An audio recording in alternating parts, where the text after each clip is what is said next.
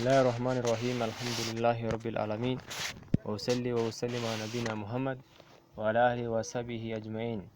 Explanation of Riyadh As-Salihin, volume by Shaykh Muhammad bin Salih Al-Uthaymeen rahimahullah. Imām An-Nawawi's introductory note. All praise due to Allah, the One and Almighty, the Powerful and oft forgiving, the Overlover of day from the night, as a reminder to the mindful and intelligent, and be with enlightening the people of understand reflection. He is who awaked those he selected among his creatures, imbued in them self-restraint regarding the matters of this world, and got them busy with regular contemplation and sticking to reminders and admonitions. He also favored them with the steadfastness upon obedience to him, making provision for the everlasting home and abstinence from whatever annoys him, and consequence in earning the home of ruin.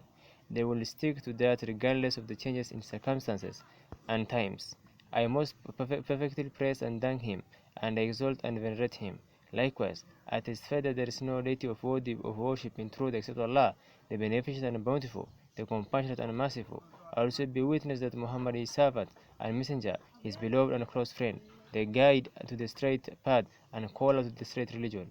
May Allah's peace and blessing be upon him, the others among the prophets and their household, and the rest of the righteous. To proceed, Allah the Exalted had said, وَمَا أَخْلُقُ الْجِنَّ وَالْإِنسَ إِلَّا لِيَعْبُدُونَ مَا أُرِيدُ مِنْهُمْ مِنْ رِزْقٍ وَمَا أُرِيدُ أَنْ يُطْعِمُونِ. And I, Allah, created not the jinns and humans so they should worship me alone.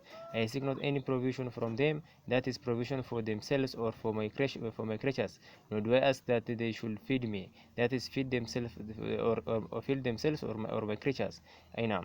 This is an explicit statement showing that they were created for the purpose of worship, and so it's incumbent on them to focus attention on the purpose for which they were created and hold back from the glittering of this world. They lose self-restraint because it's a home of transition, not eternity, a ride across rather than a place of delight, a temporary path and never a permanent destination.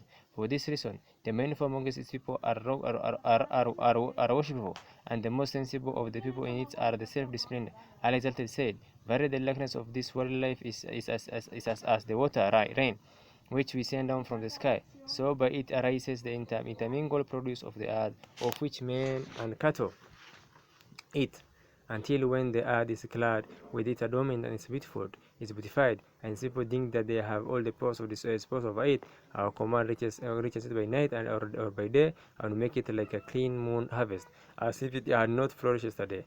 Thus do we explain the earth proves evidence, but as a lesson, science, revelation, laws it in detail for the people who reflect.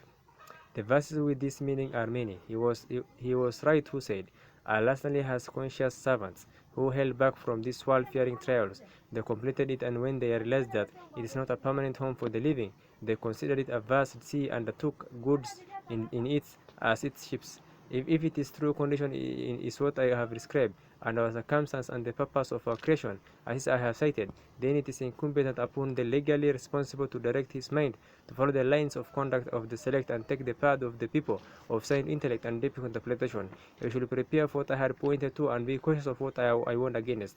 The best way for him on that and the most rightly guided path is being respectful of what is authentically reported from our Prophet, the leader and the noblest of the first and the last people. May Allah's praise and blessing be upon him and upon the rest of the prophets. Allah said, يا أيها الذين آمنوا لا تهلوا شهر الله والشهر الحرام والهدي والقلائد والآمين بيت الحرام يبتغون فضلا من ربهم ورضوانا وإذا حلفتم فاستدوا ولا يجرمنكم شنآن قوم أن صدوكم عن المسجد الحرام أن تعتدوا ولا تعاونوا على البر والتقوى ولا تعاونوا على الإثم والعدوان واتقوا الله إن الله شديد العقاب.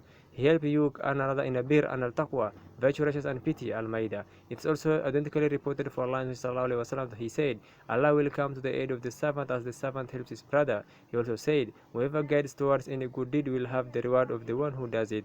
And that he said, whoever invites to kindness will have the like of the reward of those who follow it, and that will not reduce anything from their rewards. Similarly he said to Ali, may Allah be pleased with him, by Allah that Allah guides a single man through is better for you than red camel. Hence, I have considered it appropriate to compile a summary of authentic narrations, which will encompass what makes the path to the hereafter for whoever follows it.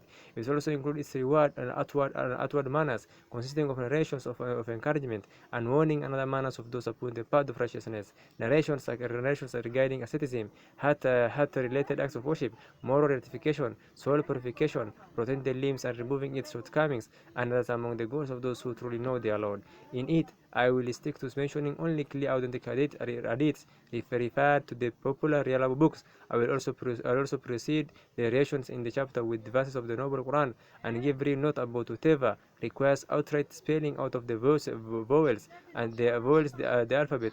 Take or an explanation of some meanings with highly beneficial annotations. If I say at the end of a hadith that mutafaqihun alayhi agreed upon, agreed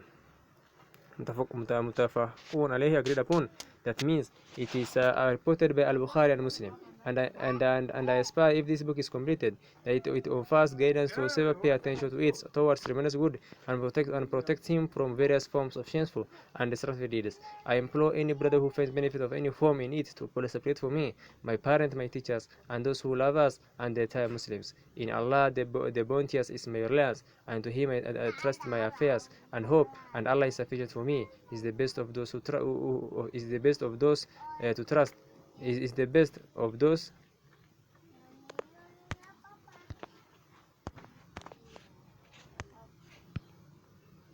He is the best of who to trust and hope in. There is no might or power except by Him, the mighty and